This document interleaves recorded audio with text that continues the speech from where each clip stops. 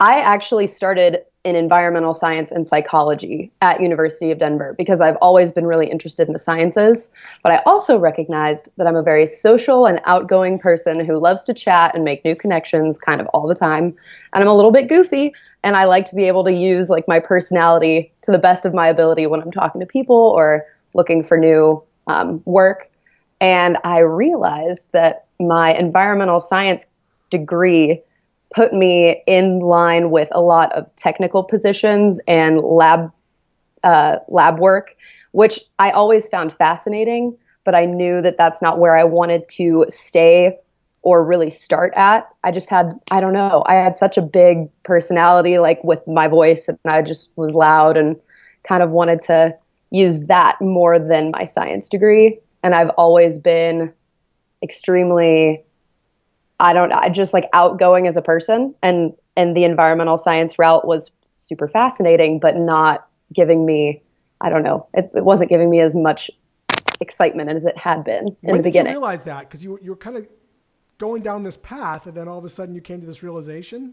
Is it that you were looking at jobs and you weren't feeling them?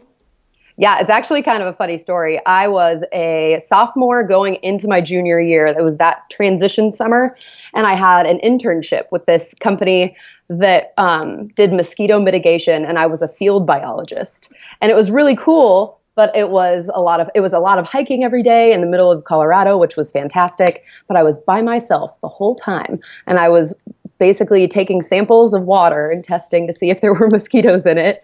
And I realized, I was like, I don't think this is the route I want to take.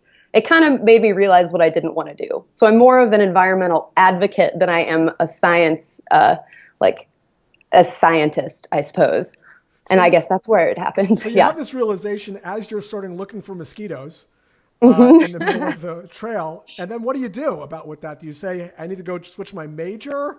Like I what's I thought about it. I like definitely had the idea of going to a business major. The only issue was I was so far into it, and I mean, I was fascinated the entire time. I love environmental science, but I felt like at this point, I'd talked to so many people who told me not to necessarily worry as much about what it is I'm majoring in, but to make sure that I go the extra mile and actually like get that bachelor's degree, because so many people that I know who work in fields all over don't actually they don't have the major that the job necessarily required or looked for. So I kind of figured that like I could make it happen regardless, and I still really liked environmental science. So I stuck with it, but I had a lot of anxiety about it for a while. So anxiety about you didn't want to work in that career? I was for a while I was trying to convince myself that I did, but it was a lot harder than I expected in the beginning because with environmental science, they either want you to go right into one of those lab technician jobs where it's a lot of outdoors, like solitary work and or lab, like inside the lab.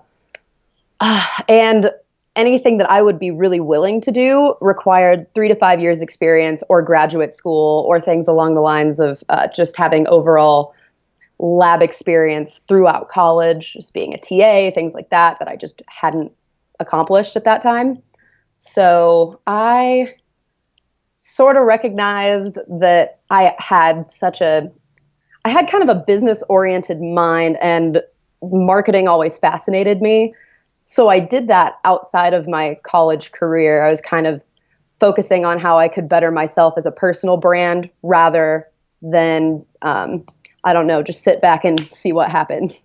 Great. And then at some point you decide you're going to start to apply for marketing jobs. Yeah, I was looking for, I mean, there were a number of jobs in Denver that were fantastic. I was checking out, like I had a bunch of interviews, and it was very successful, the interview process, but the companies that I was extremely passionate about that were in marketing and sales had the same dilemma that I was having, where it's like I had this environmental science degree and not a lot of directed experience in that specific realm of like profession. So they considered me for my resume, but I never even got to go into the interview process and meet them, which is kind of where I try and do my convincing because I mean, I'm on a podcast, so it's kind of hard for people to see that I'm using my hands and like talking with my whole body right now, but I'm very interactive with people. And that's like where I really try to work with others and kind of show my personality to people, I guess. And Right. they never even got to see that. Right. So So you're doing the traditional sending in your cover letter and your resume to these companies that you want to work for, but you've got this environmental science degree and you're just like not really hearing back. Is that what's kind of happening? And how many of these are you sending off? It's got to be a little bit, like rejection. It's got to like talk to me about that. yeah, I sent out dozens of resumes and cover letters to people all around Denver. Some were successful, but they were companies that I just was not very into, and then others were not. So I was kind of ignored, and that's what initially spurred my little creative tune that I put out on LinkedIn. I actually had an email sent back to me from a cover letter and resume that I had sent in, and they told me that they would put my resume on file, and if anything popped up, they would let me know, which is essentially a rejection. So I was a little bit bummed. All right, so And take me through this. You're getting rejected. It's the debilitating feeling of rejection. All you salespeople out there, you know what that feels like. SDRs know what that feels like. And a lot of college students that are listening to this, they know what that feels like as well. But instead of doing the same thing over and over again and getting discouraged, somehow you have this epiphany. Like, I want to hear the initial thought. I want to hear, like, take me back.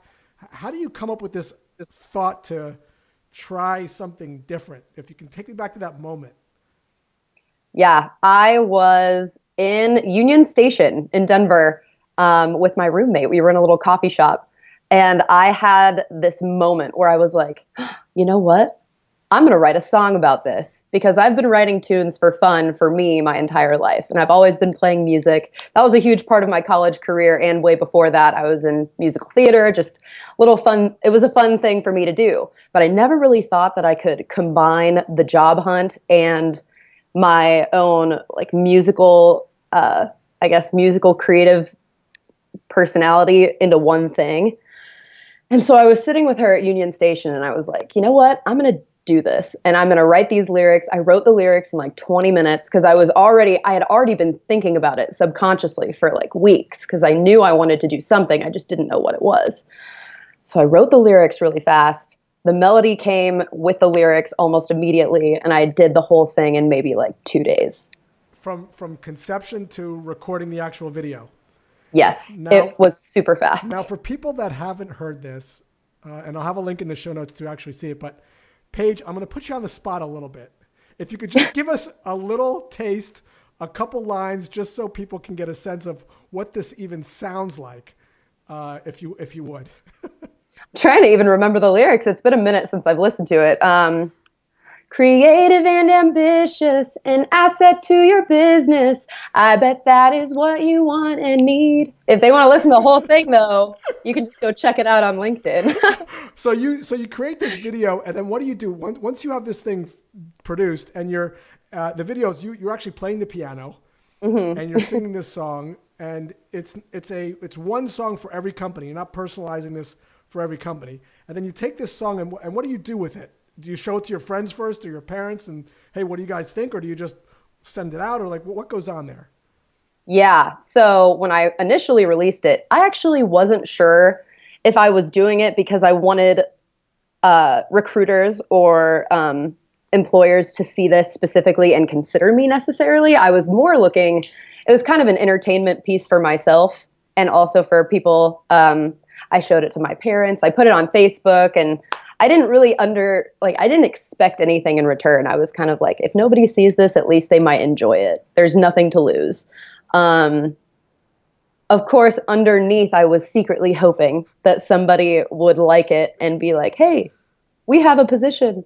And obviously, I recognize that it's very non-traditional. So I didn't know what the reaction would actually be.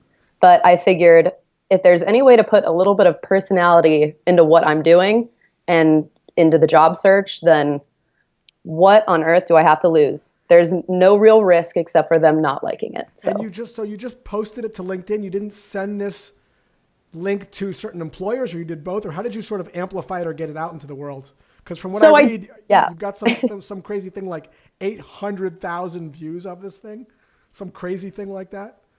it's been a little wild. It's actually been shared under multiple entities now.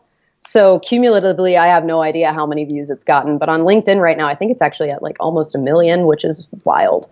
But I did send it out to a couple employers, one of which was the one that rejected me that I really wanted them to see. They never got back to me though, but that's okay. I'm over it.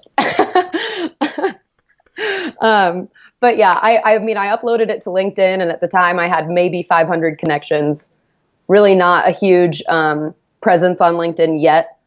And I put it on Facebook for my friends to enjoy. And it's kind of one of those things where it happens overnight. I like went to bed that night and woke up the next morning and had like 100 LinkedIn emails and a bunch of views. Just it happened so quick.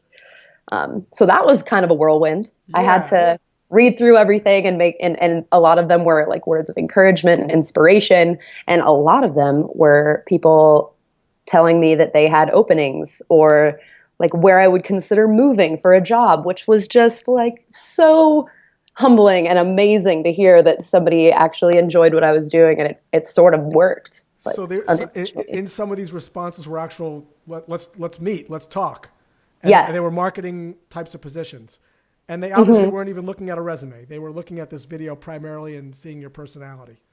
Absolutely. Yes, that's initially how it started. But a lot of it's interesting because a lot of people who've seen the video actually have a little bit of constructive criticism where they'll be like, we don't really know what she's applying for. She didn't focus it on any specific company, like you said earlier. But that wasn't really the point at the get-go. And I've never, ever gone to an interview without sending in a resume and a cover letter in addition to this piece. A lot of people thought that maybe this was it and that they would hire me on the spot, and they thought that that was a bad move for employers and also me. But I wanted to let everybody know that I do send in a bunch of stuff. They can see my skills and experience on paper too. Right. It's almost like you have to get the attention first, and without this video piece, you're sort of just another resume and cover letter in a pile. Yeah, I wanted to make sure that although it's sort of hard to break out of the tradition of resumes and cover letters, that maybe I could combine that sort of tradition with a little flair. Because, I mean, if there's any way that you can make somebody see who you are without them having you in for an actual interview, it's really, I mean, it was something fun for me to do, and they got to enjoy it, and they were entertained, and it allowed for me to like further personal brand who I am to any individual. We're seeing this a lot now in sales development reps that are out there using videos, and Ryan O'Hara over at Lead IQ is doing piano songs to be able to get prospects interested in Lead IQ and start conversations with. Paige, there's some people out there that are probably saying, oh my God, Paige, you have a musical background.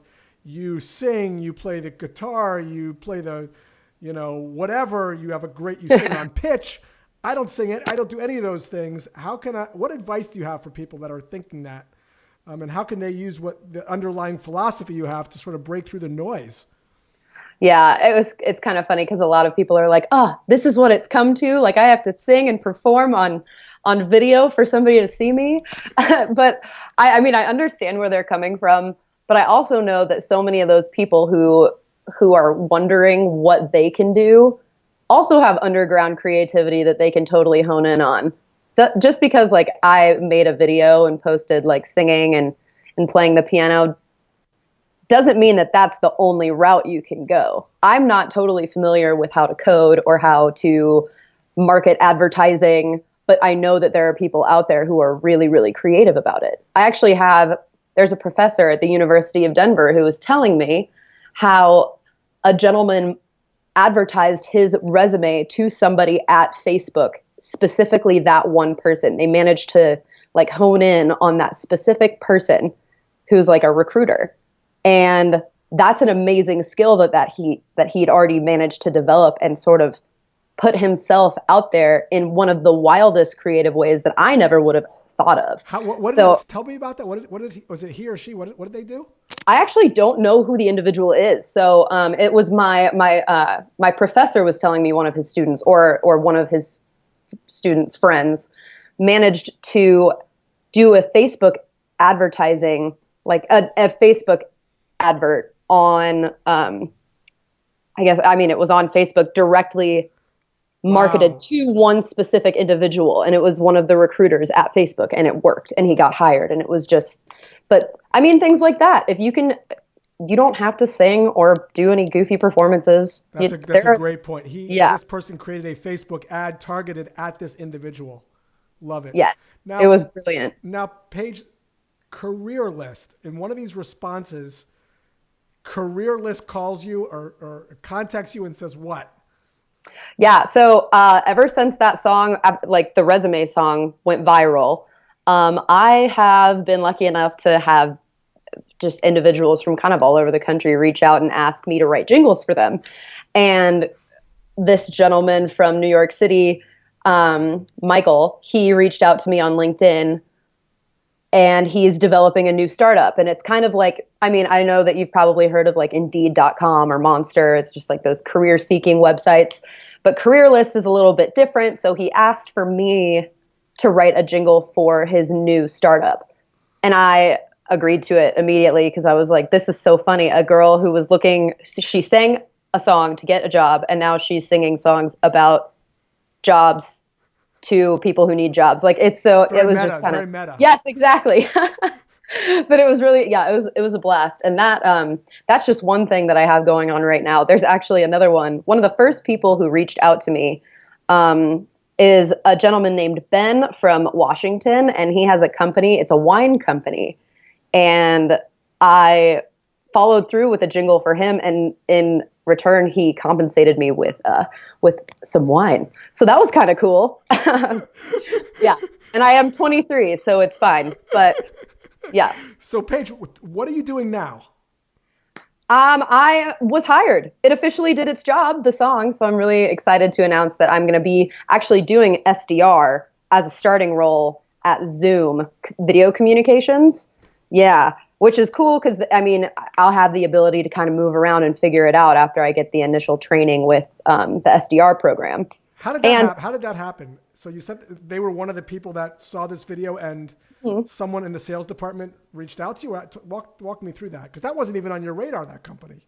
No, and I mean, I knew who they were because I had Zoom conferences with people before. So I was aware of the company, and I sort of understood what they were doing. But a couple of months ago, a gentleman named Doug, who doesn't actually work for Zoom, but he does technical recruiting, he found me, and he's at Zoom most of the time when he's here in Denver. But he found the resume song and sent it to the sales team at Zoom, and they brought me in for an interview a couple weeks later. It was super fun. I was there for like 3 hours just talking to everybody and having a really good time. And yeah, they decided that I could do the job, and here I am. So I'm gonna start that job mid-June.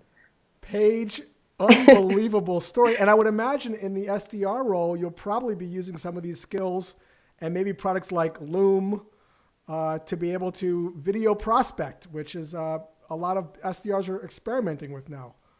Right. And I'm really excited because when I was taught about sales and marketing in college, despite not being a sales or marketing like major of any sort, I did have a little bit of like class that involved that.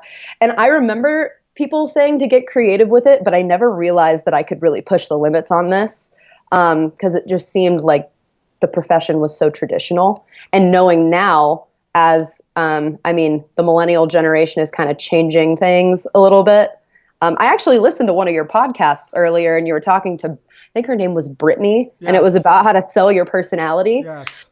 And she brought all of that up, and I completely agree with everything she said. It's just, if you can bring personality into whatever you do, that's how you're going to want to convince somebody to work with you, is because if they don't want to work with somebody, they're not going to be like super pumped to talk to on the phone. They want to be like, I don't know, just they want to be engaged and have a good time with somebody else. So Paige, I am excited for you. I love the ending of this story. This has been absolutely fantastic. If people want to learn more about Paige or they want to connect with you, how do people get in touch with you? So LinkedIn is still a pretty reliable source for me. If you want to shoot me an email in there or just connect with me, happy to do that. I also have an Instagram. I don't know if anybody's really into that, but it's kind of more of a personal fun thing where I'm sort of singing jingles and posting goofy things with my friends, kind of in the singing sort of thing. So that's you can just type in Paige Kemna. I'll be right there. So Paige, thank you so much for jumping on the podcast today. thank you for having me. This was so much fun. Also, just FYI, I'm a freelance jingle writer as well, so I'm still doing this kind of stuff. If anybody is interested in one. So if someone wants a jingle, they contact you if they're a company. They go into LinkedIn, they type in your name, and they can get in touch with you for a jingle.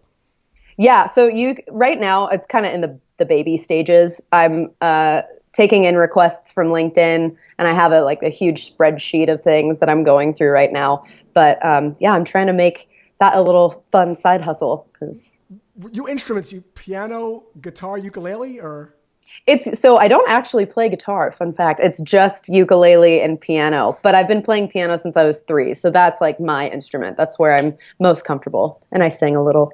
Paige, you have said it all. So much pure gold, and I know my audience is going to absolutely get a ton of value out of this conversation. Thanks so much for joining us. Thank you so much for having me. It's been so much fun.